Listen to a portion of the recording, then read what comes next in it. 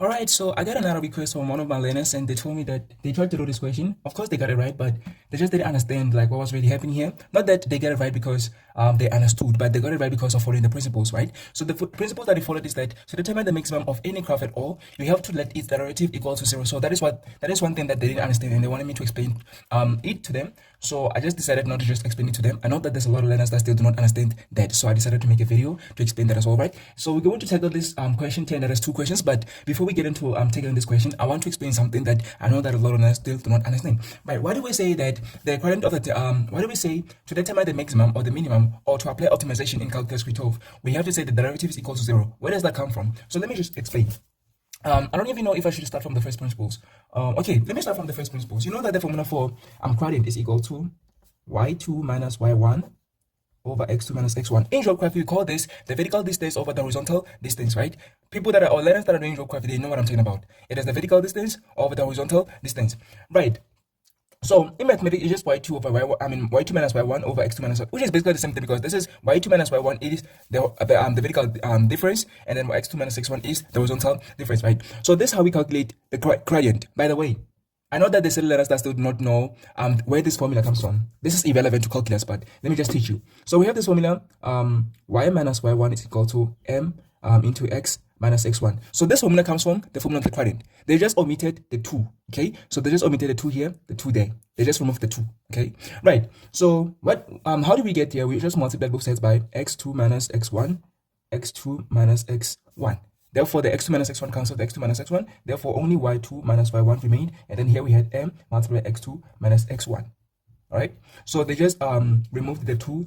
Therefore, only y minus y1 and m into x minus x1 remains. So this is where the formula for the equation, the formula for calculating the equation of, or the equation of the linear function comes from, right? So we know that we have y is equal to mx plus c. We also have this one. So this one comes from the gradient formula, okay? Right, so let us go back to the formula of the gradient. So gradient is y2 minus y1 over x2 minus x1. Right, so let us say, for example, we have whether a quadratic or a cubic graph. So let us say, for example, we have a quadratic graph or a cubic graph. I know that if I make an example with a quadratic graph, a lot of learners are gonna think that this is only applicable to a quadratic graph. No, this is also applicable to any graph or any function whatsoever, like even the linear function. But I'm gonna make an example with a curve, because I know that a curve has no like exact gradient.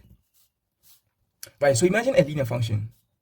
So a linear function is a type of function where we can determine the exact gradient. That means if you say that the gradient of this, because it is increasing, is positive 2, it is actually positive 2. Okay, so all the points that are on this line, let us say, for example, we have 3 points, A, B, C. All the points on this line, they have the same gradient. Okay, so that means line AB has the same gradient as line BC, and they also have the same gradient as line AC. We call this point, we call all of these points collinear because they're on the same line. Right, so that means that the gradient of the tangent at A is equal to the gradient of the tangent at B is equal to the gradient of the tangent at C. In fact, this line itself is already a tangent, because if we draw any line at all that is not parallel to this line, then it is not going to be a tangent. Right, so it is only the linear function that has an exact gradient. Any other curves, like quadratic curve or a parabolic curve or a cubic curve, they don't have an exact gradient. Why do we say that? For example, let us think about, let's imagine these 2 points here. Let's imagine these 2 points here. So if we had to calculate the gradient between these 2 points here, we have to consider this. The very same way we said to calculate the gradient of between A and C, we'd have to consider this, the line between them, right? So how, like, what would we say the gradient of these 2 points are? Let me call them E and F. What would we say the gradient of these 2 points are? Remember that we said that the gradient of AC is positive because the line is increasing. But what is the gradient of EF? We cannot determine the exact gradient simply because it is decreasing initially, and then when it gets to the turning point, it turns around and then it changes direction. So it is decreasing from E to the turning point and increases from turning point to F. Let me repeat it. So it decreases from E to the turning point. So therefore, the gradient here is negative. So here we have a gradient that is less than 0. And then from the turning point to F, it increases again. So therefore, the gradient from turning point to F has a positive gradient. Okay, so the gradient is positive. So we have 2 different gradients, negative and positive. So which one do we take? Which one do we say is the gradient of EF, which is this line here? We can't decide. So we cannot say it is either positive or negative. Okay, so what we're going to do is we're going to ignore all the points that are between E and F on the curve, and we're going to skip them and just join EF. We're just going to join EF. So as we join EF, we have ignored the other point. So since E, we're starting from left to right, remember, right? So from E to F, that means from the left to the right, this line is decreasing. Therefore, we're going to say gradient is negative. One of my learners said that the other way in which we can determine this is we can actually look at the first line here and compare it with the second line. So we can see that this first line, that means from E to the turning point, is decreasing, and from the turning point to F, the line is increasing, right? But which one is which one is longer? The one that is longest is the one that we're going to decide upon, right? So if E and the line E to the turning point is longer than the turning point to F, therefore the average gradient is going to be negative. So the fact that from E to the turning point, this line is longer than from the turning point to F, then therefore the average is going to be decreasing. But if F was somewhere there at the top, of course the line will be increasing. The line will be increasing. Why? Because F, the line from the turning point to F would be longer than the line from E to the turning point. Okay, so that is how one of my learners actually determined this, and that was so brilliant of them. And yeah, I really appreciate them for thinking of that. I didn't actually think of it that way, but yeah. Anyway, so we cannot determine the exact gradient. What we can do is determine the average. Because we're skipping the other points, we're going to say this is the average gradient. So this average gradient can either be positive or negative depending on the positions of the two graphs on the curve. It is only the linear that we can determine the exact gradient. That means for stuff like for things like exponential graph, the hyperbolic graph, the quadratic graph, the cubic graph, all of the other graphs, we cannot determine the exact gradient. It's only the linear function that is an exact gradient because of collinear points. Okay, this is the only special function. That is why we start with it when we're introducing functions and graphs. Right, so since we cannot determine the exact gradient, we're going to determine the average gradient. The very same applies to this point here and this point here. What would we say the gradient between these 2 points is? So because we know that the line between them is a curve, and it curves twice. So it starts by decreasing. It starts by decreasing. Oh, I'm so sorry.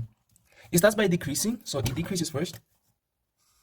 Then it increases again, and then at another turning point, unlike the quadratic function, a cubic function has 2 turning points. So and then it decreases again after the second turning point. Right. So it decreases, therefore the gradient is negative. And it increases, therefore the gradient is positive, and it decreases again, therefore the gradient is negative.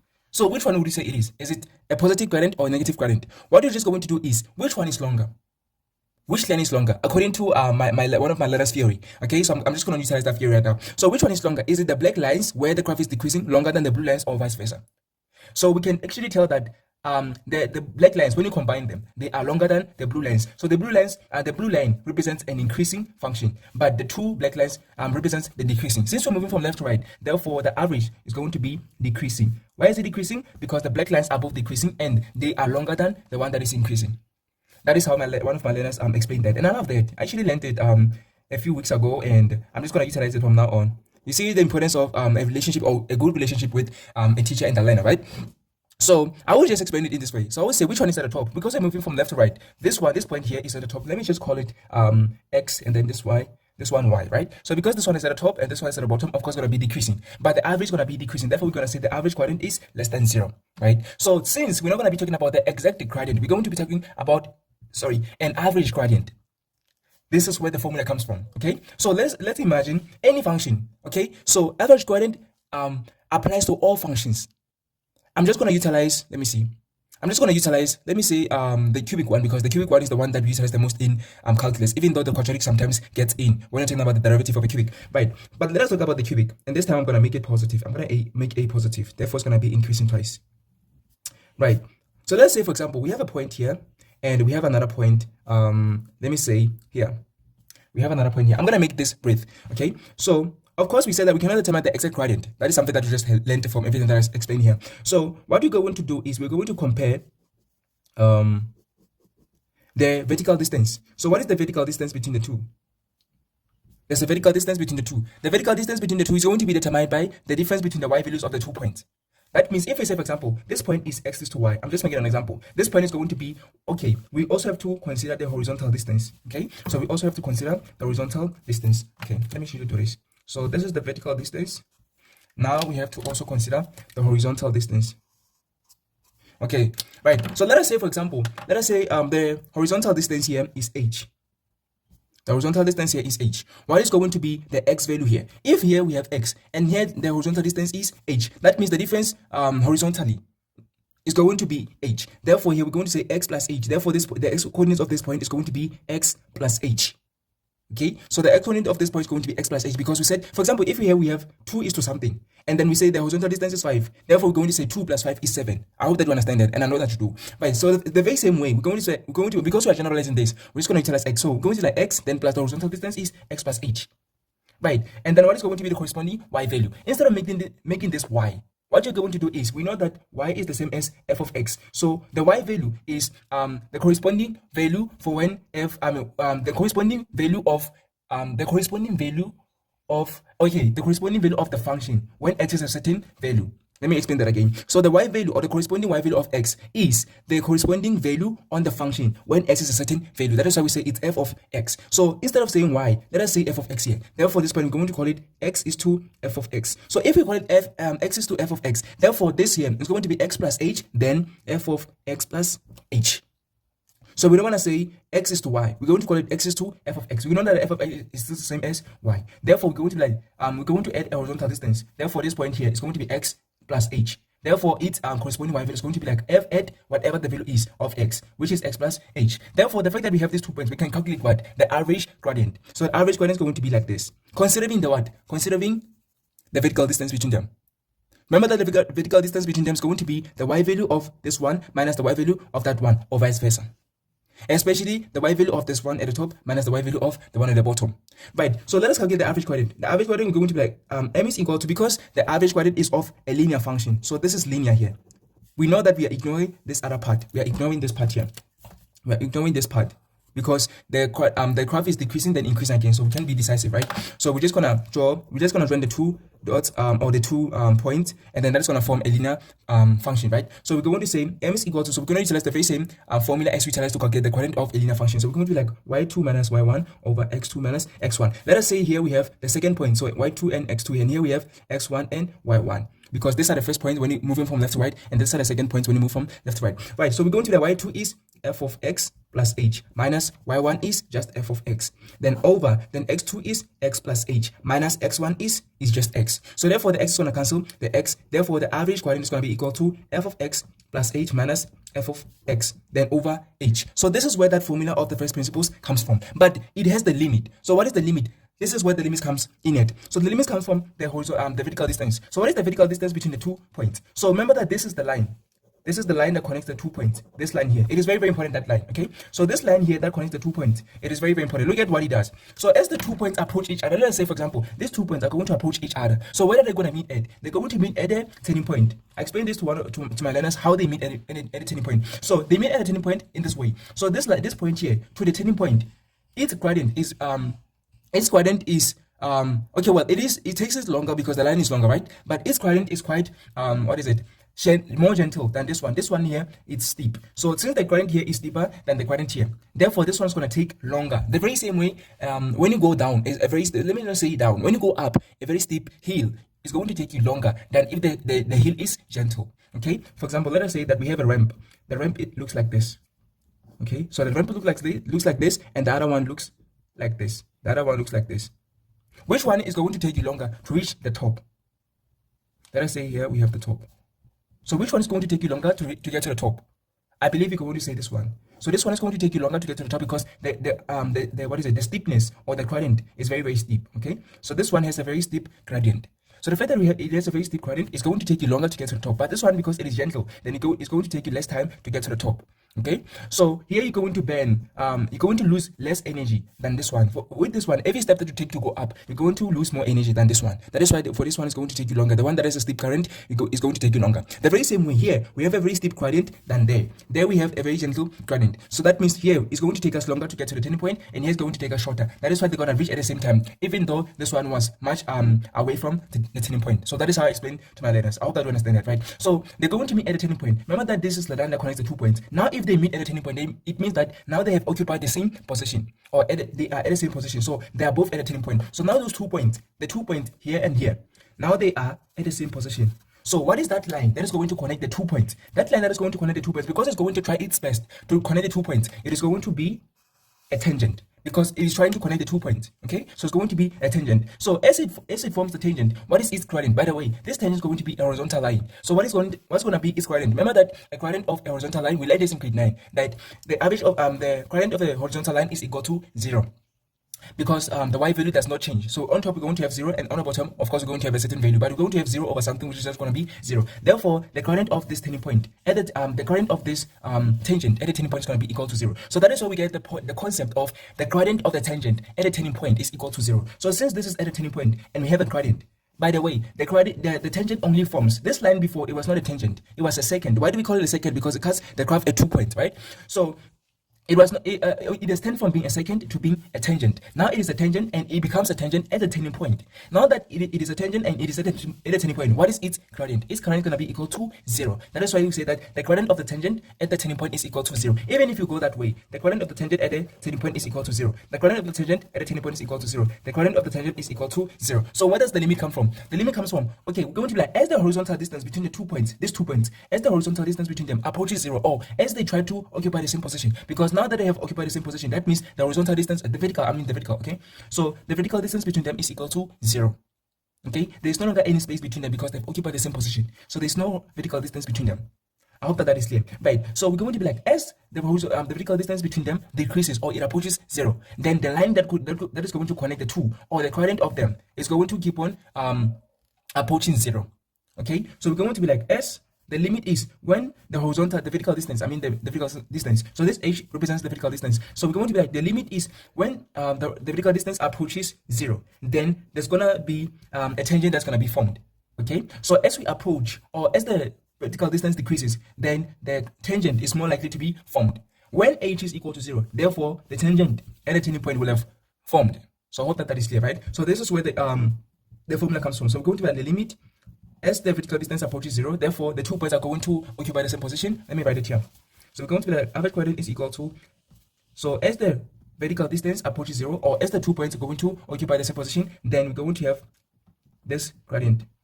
So this is where the formula comes from. So now that we understand where the formula comes from, I need to understand why we say the gradient of the tangent at the gradient at the turning point is equal to 0. Now you understand it, right?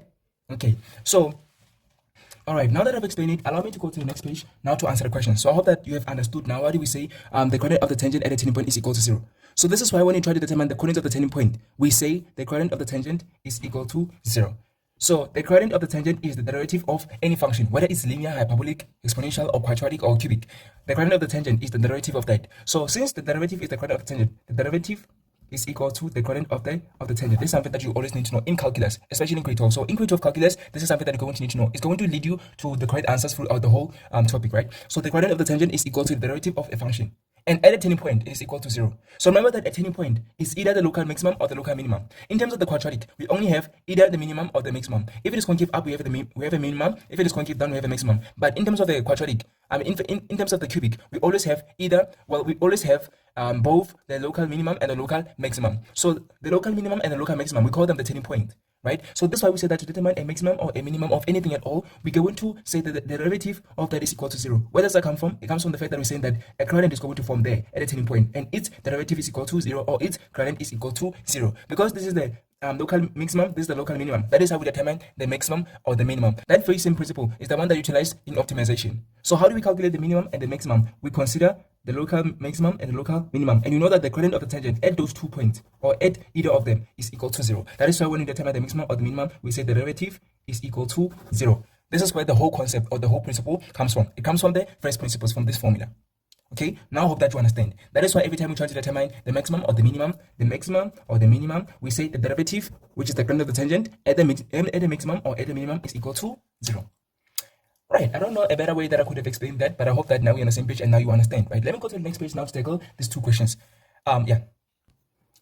Alright, so every time they ask you to determine the minimum or the maximum, think about this.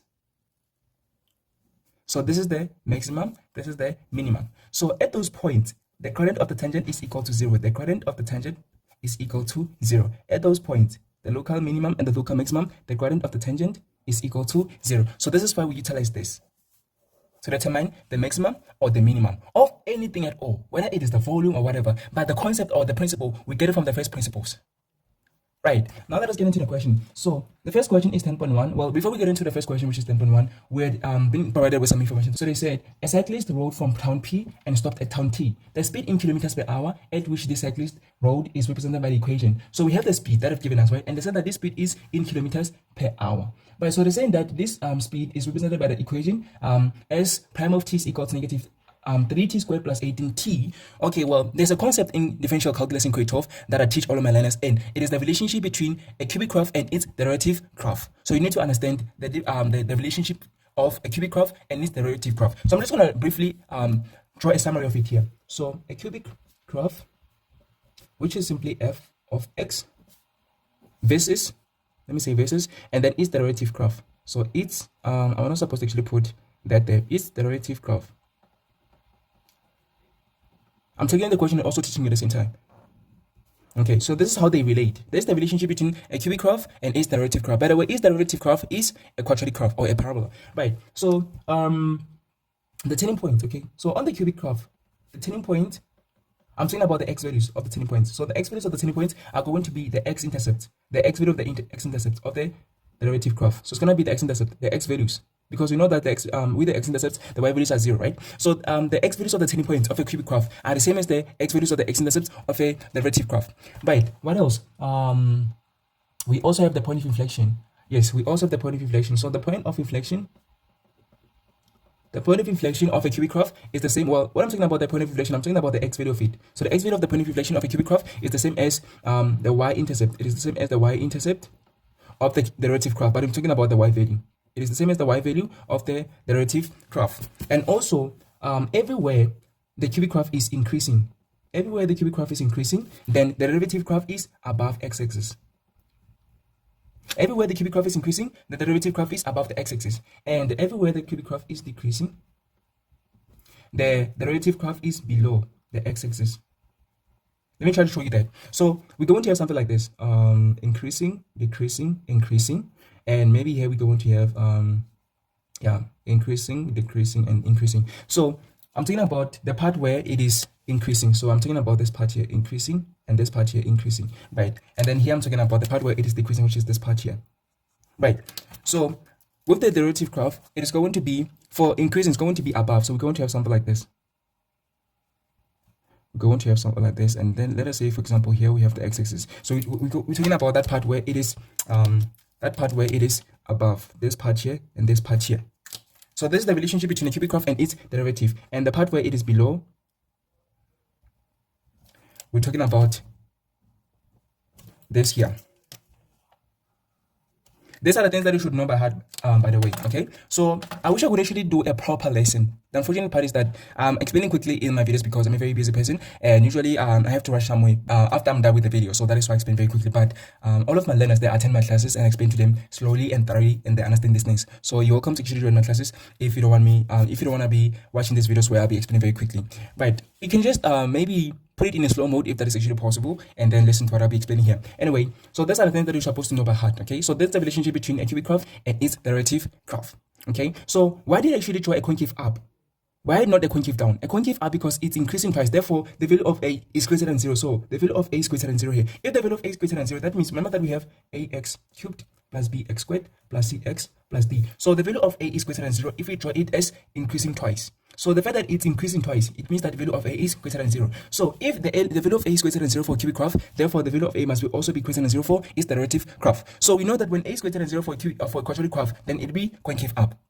But if a was less than 0 for this cubic graph, then it would be decreasing twice. So it would be decreasing twice. It would be decreasing twice. So the fact that it would be decreasing twice and a is less than 0, therefore here on the derivative graph, which is parabolic, then a will also be less than 0, therefore it would be concave down. So that is how I knew that the its derivative graph is going to be concave up, because a is greater than 0, as I've shown it as increasing twice. So I hope that is clear. So this is the relationship between a cubic graph and its derivative graph. This is the information that you're going to need to know, because I know that there's certain questions that are asking for the relation, that are asking in terms of the relationship between a cubic graph and its derivative graph. So this is the type of information that you're going to need to apply when you are tackling those type of questions. I'm going to make an example in one of the videos I'm going to post in the future of how to tackle a question that is asking for in terms of the relationship between a cubic graph and its derivative graph. Right, now let's get into the questions. Well, they said a cyclist, let me actually read that again. A cyclist rode from town P and stopped at town T. So we have a cyclist that is going to ride from town P to town T. So we have town P here, and we have town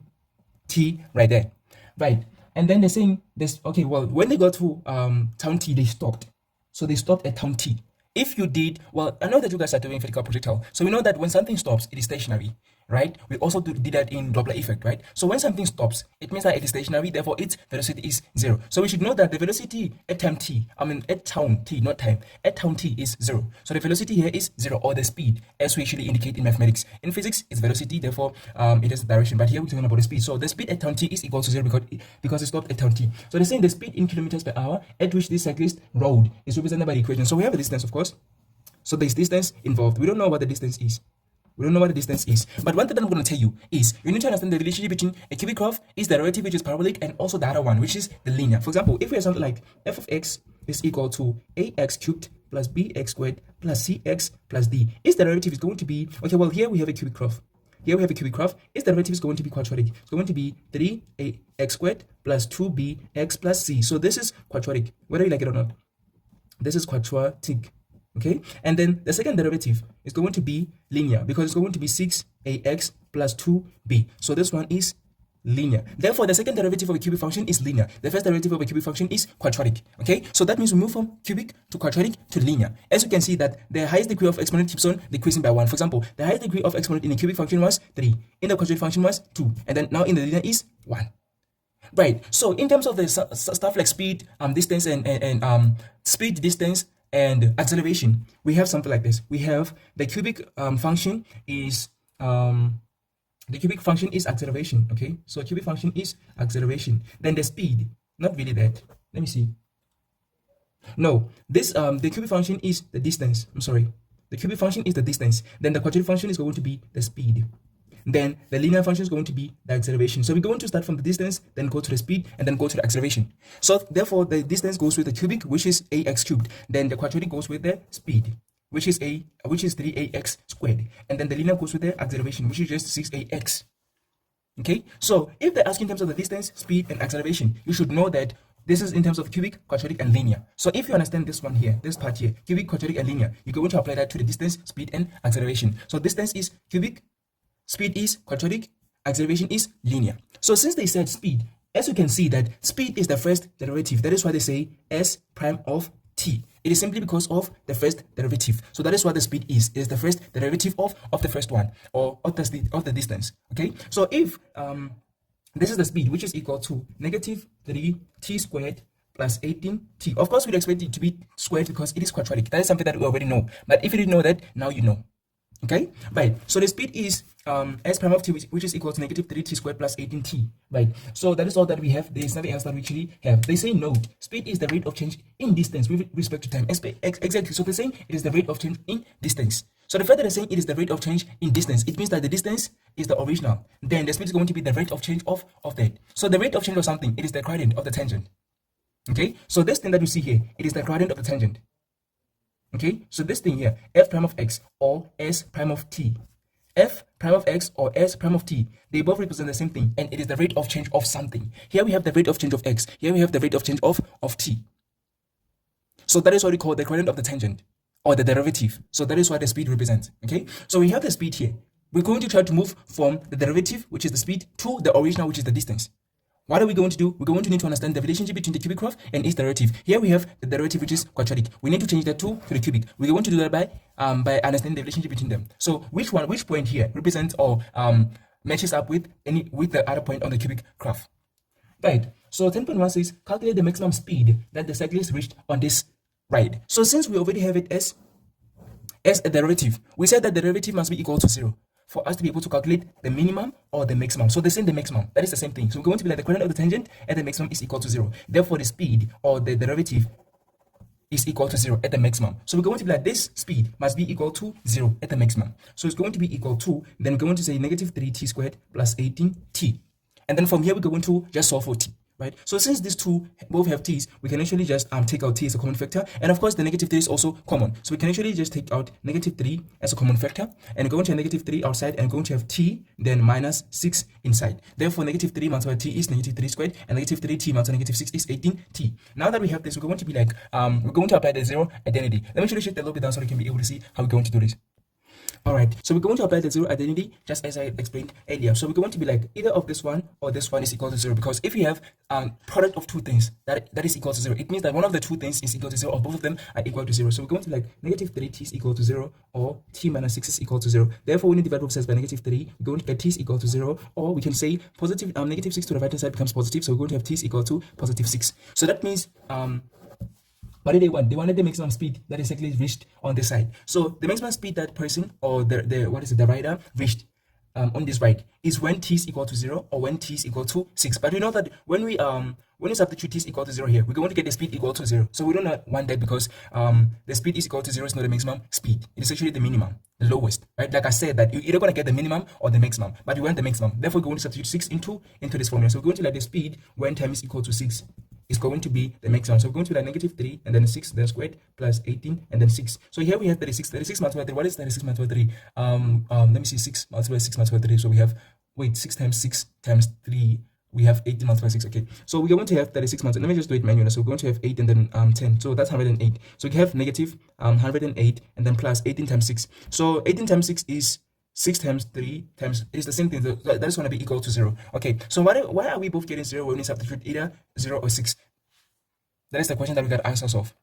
Alright, so I remember this. The reason why we're getting 0 is because we did this in a thought of that we're trying to calculate the maximum speed, but no.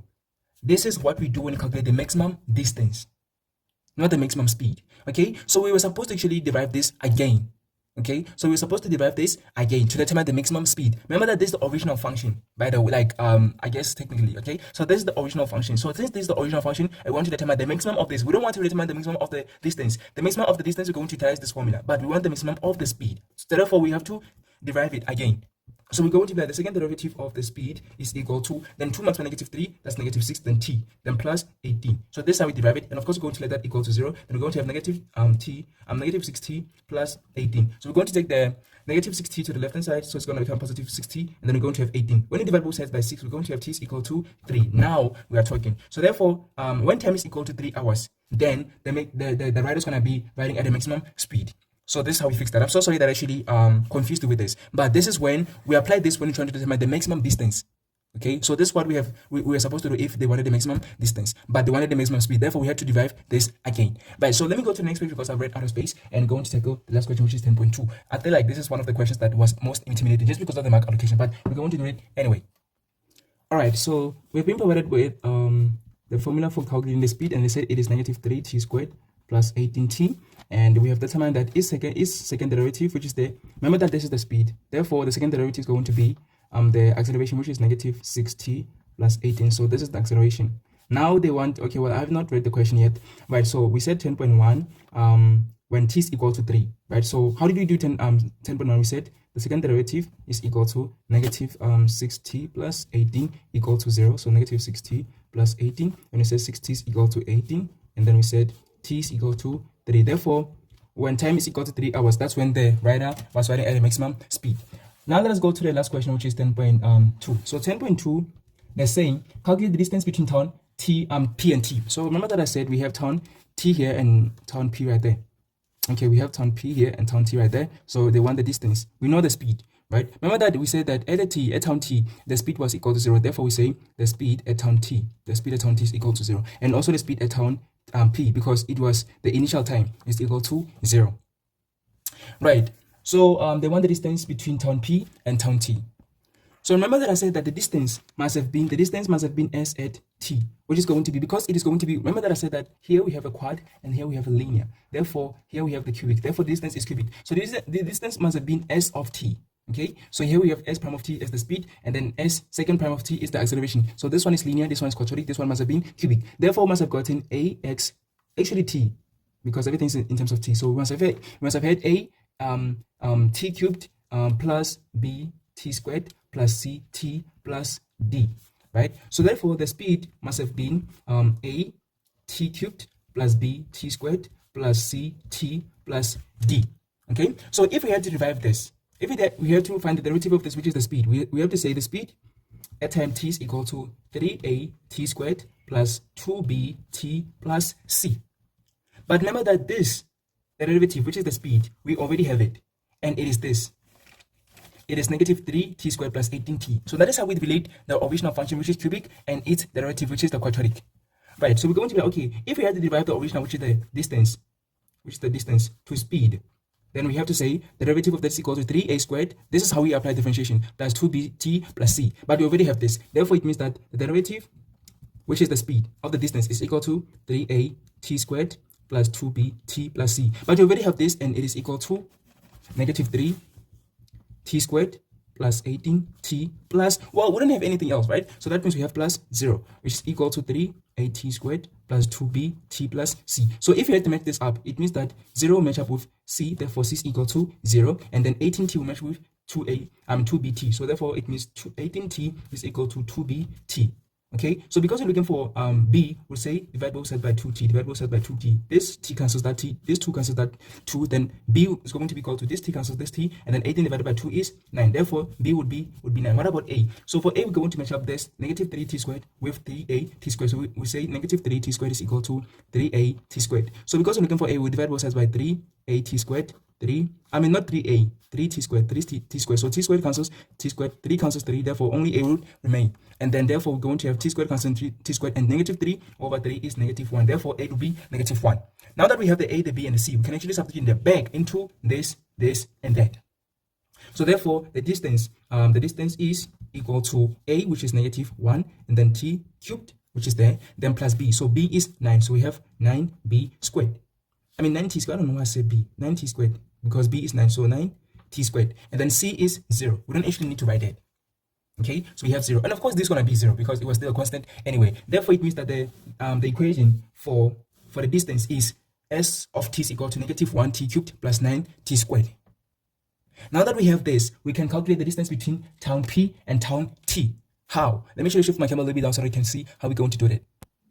Alright, so this is how we're going to do it. Remember that we said that the distance between town P and town T is represented here. But we said that the speed at town P is 0 because that was when the race started, or the ride started. And then the time, the speed at town T was equal to 0 because that's when the ride stopped, or the rider stopped. Therefore, we're going to utilize these two characteristics here, or the properties here, or the information here, to determine the distance between town P and town T. So remember that we said the speed at town P is 0, the speed at town T is 0. So we're going to utilize that. So we're going to the speed at town T is equal to 0. But what is the speed? The speed is represented by that equation, which is negative 3t squared plus 18 t, which is equal to 0. Therefore, we're going to do what? We're going to take out negative 3t outside as a common factor, and then we're going to have t, and then minus 6, 0. So to prove this, we're going to be negative 3t multiplied t is negative 3t squared, and then negative 3t multiplied by negative 6 is positive 18t. And then from here, we're going to apply the 0 identity. Therefore, either of them must be equal to 0 or both of them. Therefore, we're going to say t must be equal to 0 here, or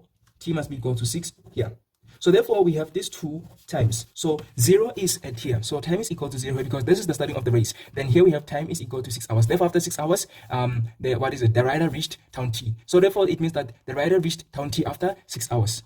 This is not a question though, but we're just writing this for the sake of the interest of it. Right, so that means that the rider reached town T after 6 hours. But they want the distance. So the distance, we're going to substitute 6 into the formula for the distance. This is what we needed. We needed to determine the formula for the distance. Then that substitute time is equal to 6 to the formula for the distance, because we already know that if you substitute 0, therefore at town P the speed was 0 and no distance was covered. So we're not going to substitute t. We're going to substitute the t after 6 hours because the rider reached town T after 6 hours. So therefore, we're going to substitute t is equal to 6 into the distance formula. So we're going to be s at t is equal to negative t cubed plus 9t squared. Therefore, we're going to be the distance when time is equal to 6 hours is equal to negative, then 6 cubed plus 9 into 6, and then squared. And then we're going to substitute, we're just going to press the calculator. We're going to say this is negative 216. I know that 6 cubed is 216. Then plus we have 36. 36 multiplied by 9. I don't have a calculator with me. That is why I'm doing this manually. So we have 54 plus 5, and then we have 27 plus 5. That's 32. Right. So we're going to have 324.